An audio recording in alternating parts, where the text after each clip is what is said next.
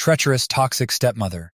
A fan of throwing parties attacked my pregnant wife so we couldn't get married. The camera recorded it. She assaulted my kid during a wedding quarrel, and I severed all relations with her as a result. My dad's years of putting up with his nasty and entitled wife finally got to me. It didn't work out when I attempted to publish this on another platform. My wife and I did the correct thing. I am sure of it now. So I'll stop trying to tell this tale now. The names have been altered. Sarah, my stepmother, is 51 years old and 29 years old. She always wanted to be a party planner. Since she wed my dad, she has volunteered to organize and host all of the family gatherings and holidays.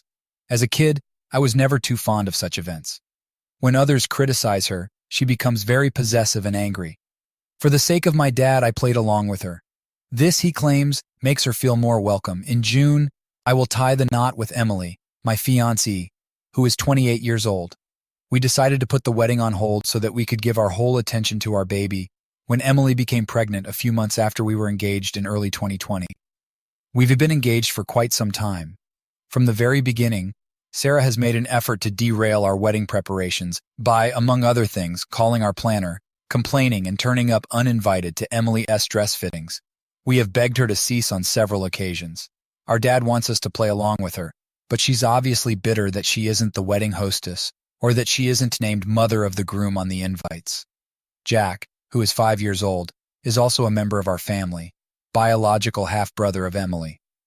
A few months into our relationship, she was granted custody of him after the death of his parents. Since the day Jack was born, I have been an integral part of his life, and I even moved in with them during the epidemic. We love him like a son, even though he doesn't address me as dad and calls us his sister and brother-in-law. Emily is accused by Sarah of baby-trapping her way into the family, and Sarah hates Jack for it. The birth of our daughter just made that charge worse. We don't leave the kids with Emily and Jack very often since my dad is great with them and loves the kids, but Sarah makes him reluctant to watch Jack. As an alternative, we often rely on Emily's brother and sister-in-law to babysit the kids, as their children are about the same age as ours. Last Saturday, we had an event, and Emily's brother and his family were out of town. My mother and sister, along with Emily's other siblings, all reside in separate cities. We departed after my dad agreed to babysit at our apartment. Upon our return, we saw the children sobbing, Sarah yelling, and Dad desperately attempting to soothe everyone. Sarah apparently lost it when Jack informed her that our daughter and he would be serving as ring bearers for the wedding. Because he wasn't a member of her family, she yelled that she would not tolerate it. Subsequently, she insisted that I include the trigger warning. He still had a split lip when he began to weep. This was a whole new level for her. We made it clear right away that she was not welcome at our wedding or in our home. Even though he is upset, Dad insists on going with her. He has managed to persuade half of his family to shun the wedding by downplaying Sarah's actions to an extreme degree. Even when I attempt to tell my stepbrother the truth, he always sides with his mom. Emily and I are standing firm, but some of my relatives who have already decided not to go are pleading with us to change our minds. I think Sarah is behaving out because she doesn't feel accepted with my family, but almost everyone in Emily's family agrees with us. The fact that my family supports her conduct is really getting to me.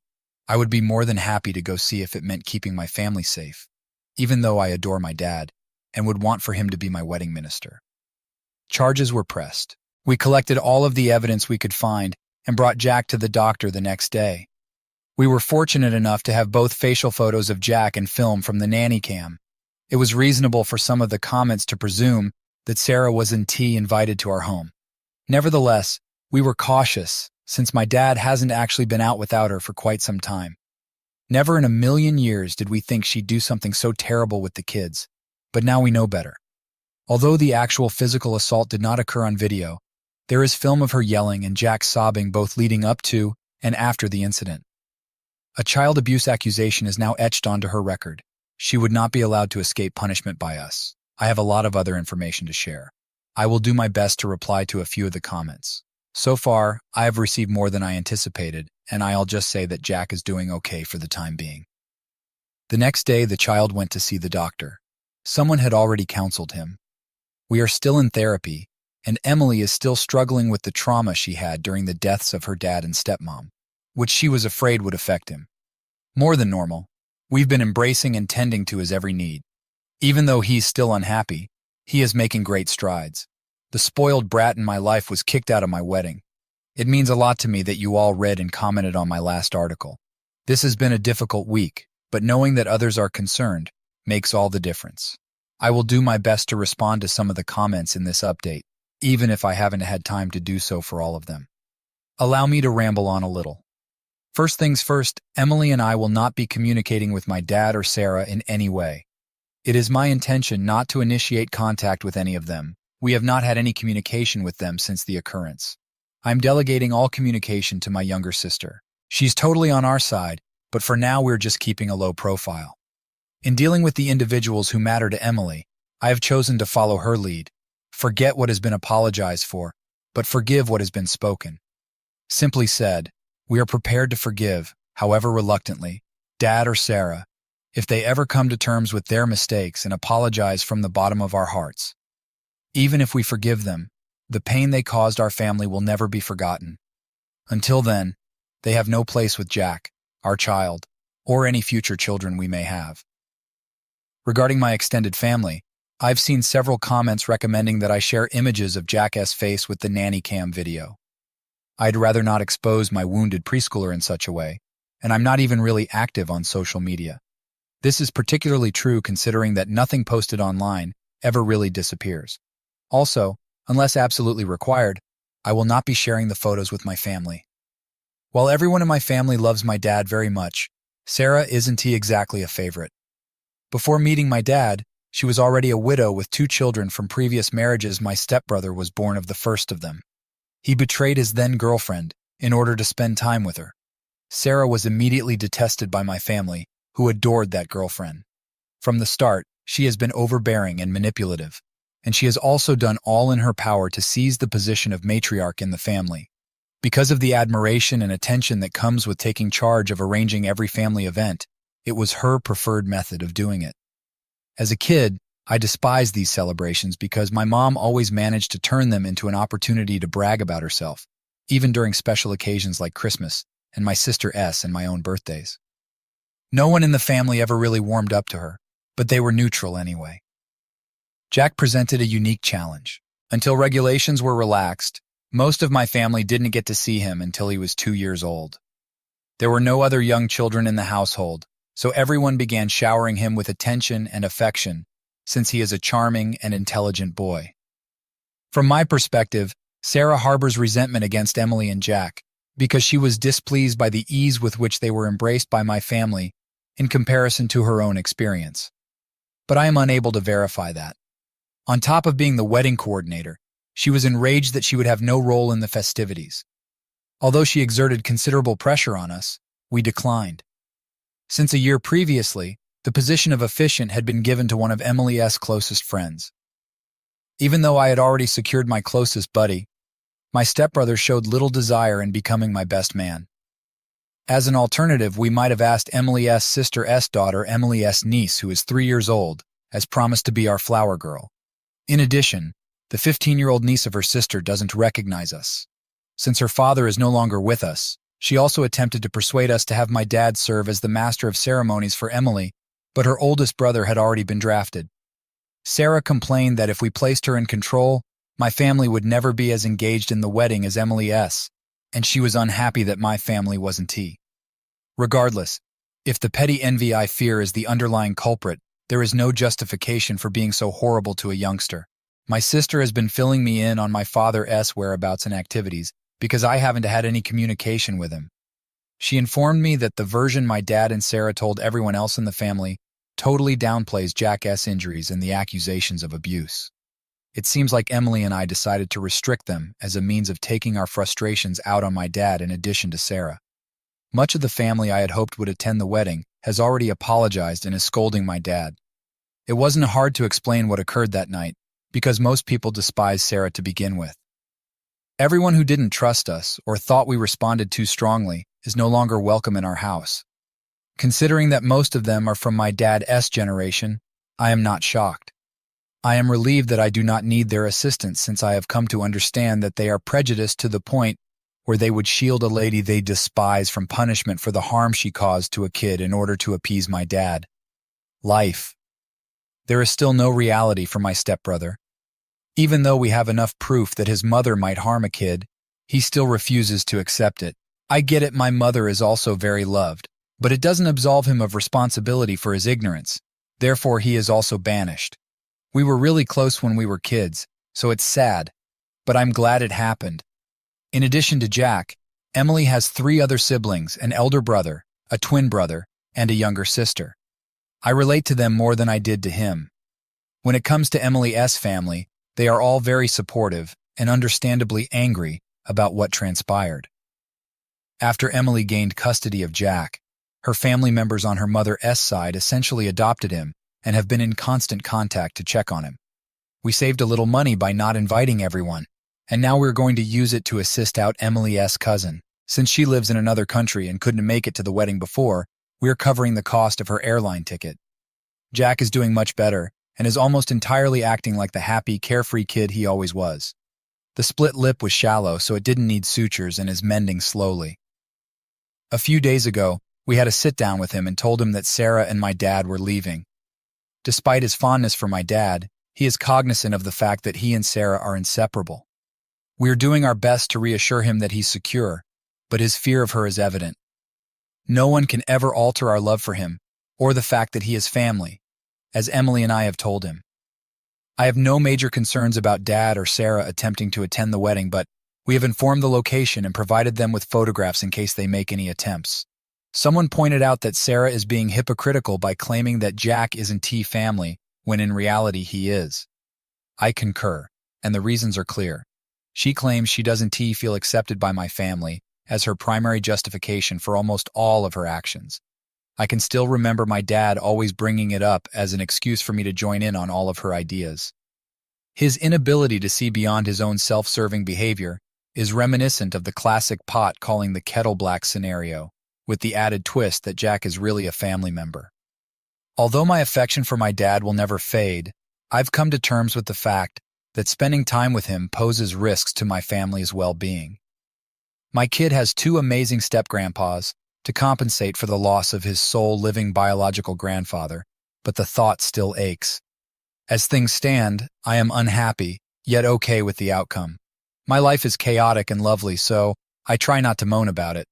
My fiancé, children, and work are all people whom I adore. We are overjoyed. No one can derail that for me. After trying to publish on another site without success, Emily advised that I tone down the language, in case anybody was offended by my censoring. It's still new to me, so I may have gone a touch far. I will continue to keep you informed, but I hope this is my last update about this matter. The love and support you have shown me is immense. Warm regards to everyone. My wedding was ruined when Stepmonster was kicked out. To begin, I will likely let down many individuals. We've accepted the idea that Sarah is probably going to receive a smack on the wrist at most. We are still unsure of what to do next, but Emily and I are consulting with our lawyer about it. In any case, we don't want to jump to any conclusions just now since it's too soon to tell. Nonetheless, I'm happy to report that proceedings to get a restraining order against Sarah have begun. For the time being, we will concentrate on the evidence that we collected a week after the occurrence, which includes the nanny cam video and images of Jack. I haven't had a conversation with my dad yet. Although she is still inconsiderate with him, my sister is contemplating ending their relationship. My father attempts to inquire about me, and if I've gotten a handle on things by contacting my sister, who is the only one from my family who continues to communicate with him. She claims he is irritated because he still doesn't understand why half of his family wanted to speak to him. I informed my sister she may stop acting as a go-between for our dad and me. Despite the obvious toll it is having on her, which I never requested, she maintains that she will quit when the time is right. In any case, Sarah's assault on Jack is without dispute. My father, in an unsuccessful effort to justify her actions, corroborated what Jack had already said the second we arrived home. He made no effort to conceal it from us. That, along with the fact that he provided Jack with an ice bag, is the one redeeming quality I can see in his behavior. Sarah could not dispute it since she was too busy yelling at Jack for being a brat. An invisible cookie is yours for guessing that Sarah is younger than my dad. In comparison to his ex-girlfriend, she is 5 years younger. When I was around 17 years old, they started dating. Just so you know, My stepbrother and I are separated by barely a month.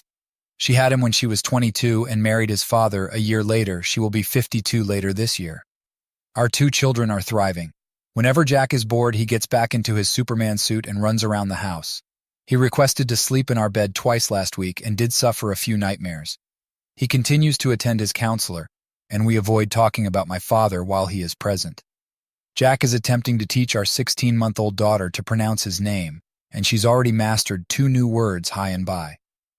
Emily's sister, who is now a college student, will be visiting for a short visit later this month to celebrate her 23rd birthday. Both Emily and Jack are looking forward to seeing her and getting tipsy together. Not that I blame her. We are hoping that being around her would lift our spirits. Emily and I are both struggling. She is often the kind to bottle up her feelings, but during the week it occurred, she sobbed herself to sleep on almost every night. I feel responsible for her plight, and it hurts my heart to see her in that state. Part of me wants to insist that Sarah could never have done something like that, but that doesn't make any difference. I knew my mom would definitely come along, but I still let my dad be around my kids unattended. To this day, I still can't believe I did this, and the shame I feel is beyond anything I have ever experienced. Emily has been making progress recently and is attempting to get me to see a therapist. Apart from seeing a psychiatrist when I was younger, I've never really done it before, but now seems like a good time to give it a shot. Several individuals have contacted me this week, suggesting that I forgive Sarah and my father and that I should invite them to the wedding again. This has caught me by surprise. That is not going to happen. Actually, I refuse to forgive Sarah under any circumstances. Even if my dad has become a complete and utter chump, I will never forgive or forget what she did. Additionally, we will not be delaying the wedding, even if it is now the farthest thing from our thoughts. Unfortunately, our visitors are only available on the day we had already decided upon, so we had to stick with it. Each of our suppliers has their own unique password, and we made it very clear that they should not communicate with anybody other than us. Since Emily's family is larger and more closely knit than mine, they are taking a more active role in the wedding. However, I do have relatives taking part. In addition to my mom, 2 of my cousins will be going down the aisle as groomsmen, and my sister will be serving as a bridesmaid. My love for Emily has grown deeper as we've gone through all of this together. I don't know what I would do without her. She is the perfect partner to create a family with. I am really grateful that this did not drive a wedge between us. Unless something really noteworthy occurs between now and the wedding, I doubt I will provide any more updates until after the ceremony. My warmest regards to everyone. After Sarah assaulted my kid, I finally saw her and my father. I was going to wait until the wedding to provide another update, but then something very big occurred. The restraining order was granted, which is fantastic news. Unfortunately, the court hearing was where Emily and I had to meet with Sarah and my dad. Neither of us was excited about seeing them again after kicking them out of our home more than a month ago. To save Jack the trouble of seeing Emily's children, we left them with her brother and sister-in-law. I was surprised by how quickly the hearing progressed. My dad had enough common sense to know they weren't going to win this, and I'll give him that. A mountain of evidence pointed in their direction.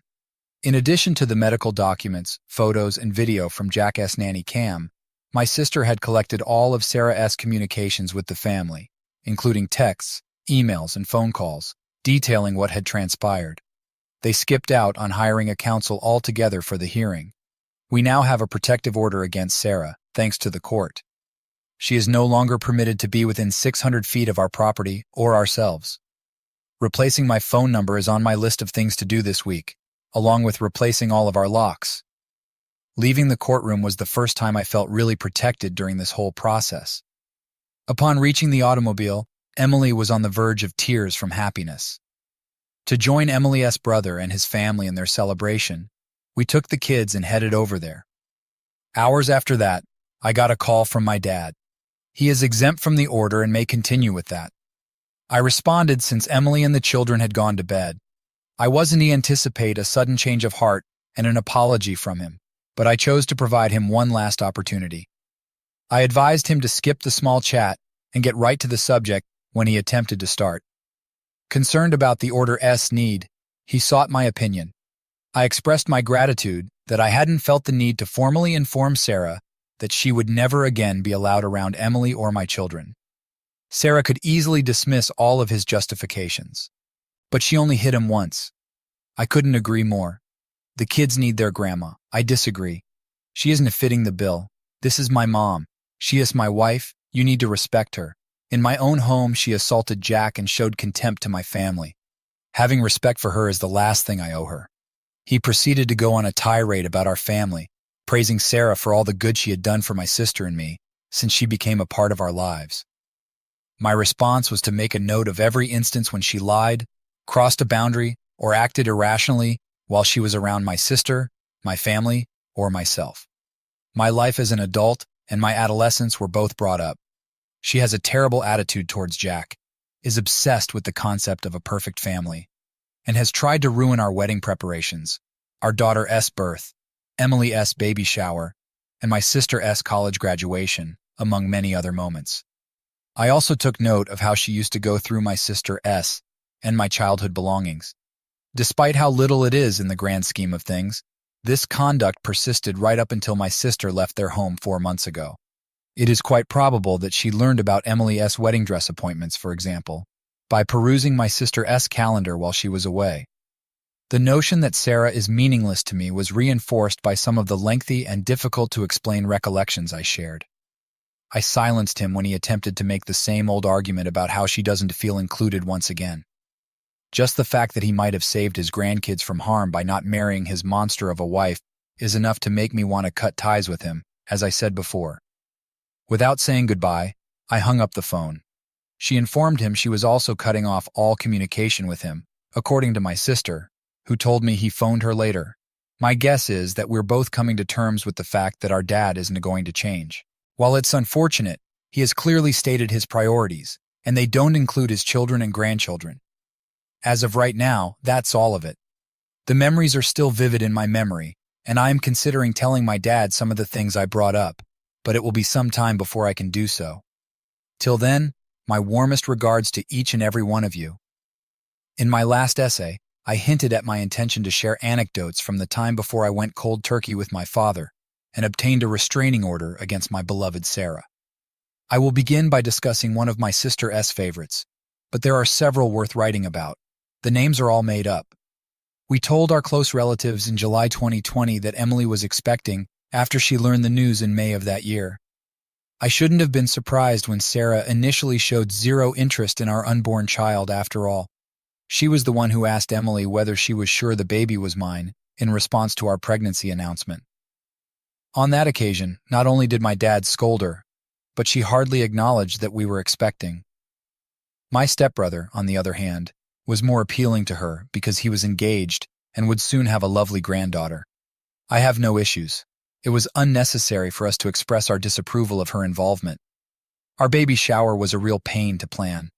I wanted to be involved, and Emily wanted to work too, until the holidays.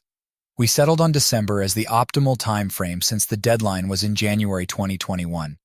Ava, my sister, and Nina, Emily's closest friend, were the two individuals we recruited to serve as planners.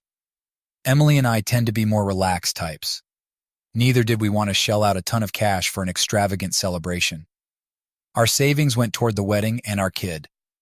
We made the decision to have a co-ed shower early on. Once again, it would need to take place inside in December. We finalized the guest list, which included 30 adults and around 12 children.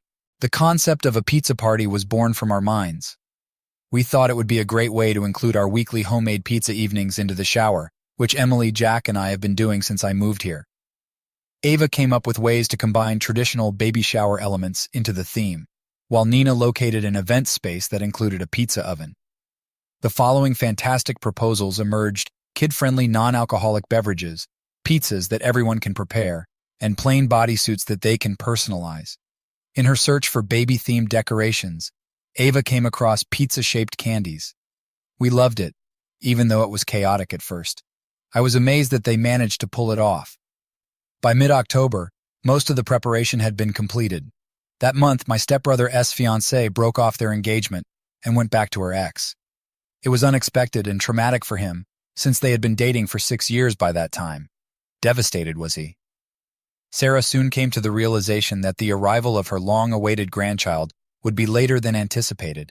Since she no longer had her son's milestones to worry about, she shifted her focus to me. Facebook postings, tacky promoted to Nana shirts, and everything else followed Sarah's sudden transformation from distant relative to enthusiastic grandma to B. We didn't give it much thought at first since we were preoccupied with wrapping up work and preparing for the holidays. However, she wasted no time in beginning to bug us about organizing the baby shower and the gender reveal. A gender reveal celebration was ruled out by us. To the people who like them, I say no more, we just don tea. Plus, we had already planned to confirm the gender at delivery. Despite Sarah's best efforts, we did not discover the truth and inform her as a Christmas gift. She was also not invited to the baby shower. My dad found out from her, and he put pressure on Ava to allow Sarah pitch in with the arrangements. There wasn't too much of an option for her since she was still living with us. Sarah was met for coffee after she contacted Nina. I wasn't there during the meeting, but Ava filled me in on what transpired afterwards. Sarah proceeded to disclose her intentions before they had even begun to discuss theirs. She allegedly passed by the shower department and grabbed a startlingly big binder that said "Oh Baby" on the front and had colorful tabs and fabric sticking out of her bag. Her one and only baby shower craft was detailed in this little yet lengthy section of the binder. Oh my goodness, Ava emailed me images. I must admit, her baby shower was really stunning. Having said that, it was also plainly overpriced and scarcely useful. All around the place were cringeworthy placards, enormous teddy bears, balloons, and letter blocks. With her uncomfortable seats and her unappealing gourmet food ideas, Sarah was aiming for a fairly overcozy vibe. Almost all of them had soft cheeses, which Emily was unable to consume. The color scheme consisted of 3 pastel pinks with hints of golden hues. We could handle a pink baby shower if it made an effort to be a bit different, but Sarah's images made it appear like Hello Kitty's birthday party was Barbie puking all over the place. Sarah said that she had an intuitive sense that it was a girl when Nina attempted to bring up the fact that we were unaware of the sex. Warning, I will spoil it for you. Similarly, Sarah envisioned an upscale, child-free party complete with caterers and booze. Some of her closest pals were on a guest recommendation list that she had jotted down. She organized games for the party that nobody wanted to play, and neither Emily's mom nor Mai were on it. In the end, having the celebration inside was the one issue on which everyone could reach a consensus. She wouldn't let Ava and Nina share their ideas until she finished. At that point, they let Sarah know that they could work with her suggestions, but that they had already decided on a pizza theme. Ava cut her off when she attempted to object, saying that we had already approved their plans and that it was kind of them to give, especially since the shower was still a month away. Sarah tried to sway their decision by calling me, but all I did was paraphrase what they said. Now that my dad knew he couldn't attend the shower, he had no more input. After the holidays passed, nobody wanted to talk about it anymore. It seems like Sarah had no problem with the pizza party. With the help of some coordinating blue items and one of the enormous teddy bears, Nina was able to include some of the pink decorations she had requested. Now we are 1 week out from the big day. Roughly 8 months along, Emily was expecting a child. Nearly everything was prepared to go, all guests had RSVP'd, and the necessary items had been purchased. At 6:00 p.m., the shower was scheduled to begin. In order to make things ready, Sarah promised to arrive at the location early. They were even allowed to drop off their decorations at the location before the party, so Ava felt comfortable agreeing, especially because Sarah would beg if she didn't have any say. At 5:00, Emily and I committed to being there. Nevertheless, Nina was contacted by the venue 2 days before to the shower. According to what they informed her, Sarah had dropped off several big heavy boxes containing what she referred to as a little surprise for us. She let them know that she intended to arrive around 3:00 in the afternoon to begin the setup. The purpose of their call was to emphasize that the venue could only be reserved after 4:00. When informed that, Sarah almost had a tantrum. Since Nina still had all the decorations, she contacted Ava to see if they had left anything with Sarah. What a blessing! My sister drives to the location the next day and requests to inspect Sarah's boxes. She is cunning and used to her pranks. According to her, the contents weren't the most shocking part. What stunned her was Sarah's boldness. Delicate pink ornaments adorned each of the storage containers. Sarah had showed Ava and Nina the signs, balloons, tablecloths, and everything else, and some of them seemed to be identical. It finally hit Ava. Sarah was planning to arrive at the location early so she could set up the baby shower and basically have us all join her in her Barbie-themed bash. In her quest for guidance, she contacted Nina. Sarah was almost certain to have her way, because neither of them could show there at 400. Their first thought was to just toss everything out, but Ava had a more creative plan. That evening, they contacted Emily and me asking, "Hey, want to ruin a party in 2 hours?" When Ava returned home, she lied and asked Sarah to a salon appointment, saying she had coupons. Sarah gave her okay, and the two were going to leave as soon as Sarah finished getting the baby shower ready at 400. Sarah arrived at the location the next day. By 5 o'clock, she had finished preparing everything. I'll give the lady credit for her speed. She sprinted off to the salon to meet Ava. Ava informed Nina via text message that everything was apparent once they were together. Nina, Emily, and I made our way to the location. Sarah had, in fact, planned her celebration. In an effort to keep this brief, I will not describe it beyond saying that it was so pink that Emily was almost sick to her stomach. While Sarah was busy in the salon for the next 2 hours, the three of us hurriedly removed all of Sarah's decorations and set up the pizza party supplies. We returned all of the pink items to Sarah's containers after setting up the games and tables. It turned out to be a lot of fun. We finished only minutes before the shower began. Sarah was so early to come that I hardly saw her the whole night. According to what Ava told me, Sarah was shocked to see all her pink decorations gone when they arrived. She only grinned, muttered "nice try" into her ear, and then proceeded to assist Jack with personalizing a bodysuit. In sum, the baby shower lived up to our expectations. Everyone was having a good time, including our friends, and we ate a lot of pizza. I was unconcerned since Sarah sulked in the corner the whole party. Even when Nina caught her in the act, she promptly stopped her from adorning the cupcakes with little pink bows.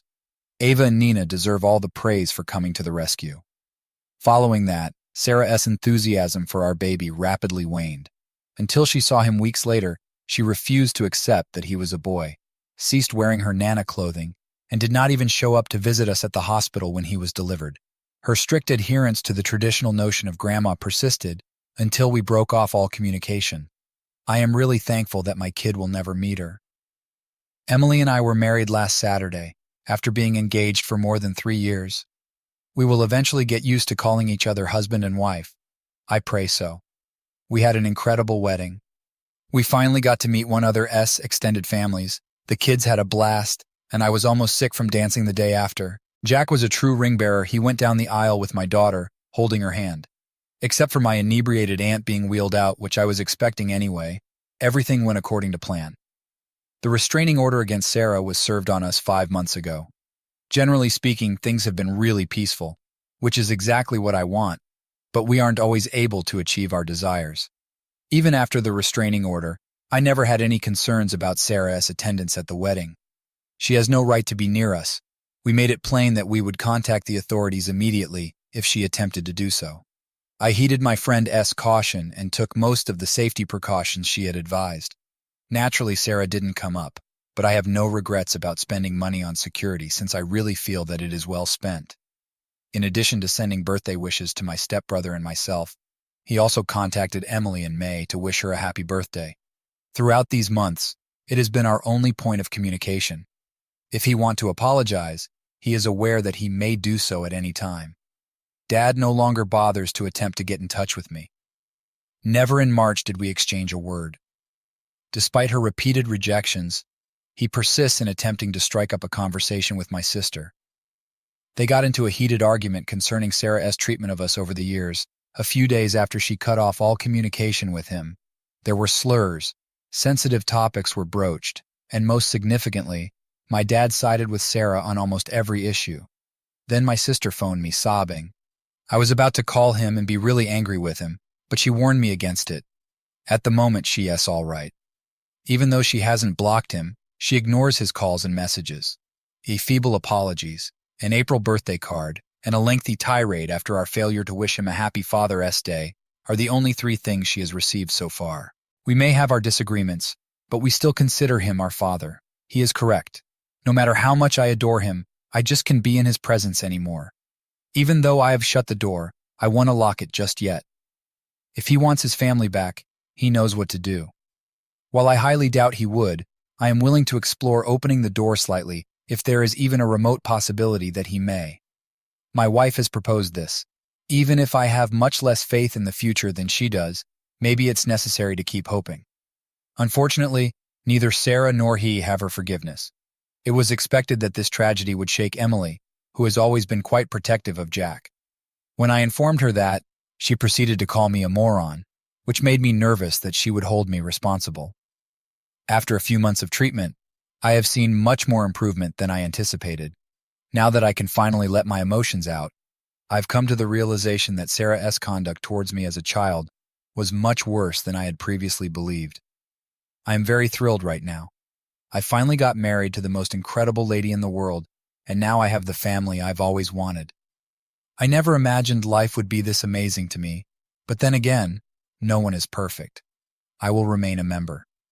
This platform is much more than I had anticipated nonetheless. I am now able to rest easy, therefore I will refrain from providing any more updates on the matter.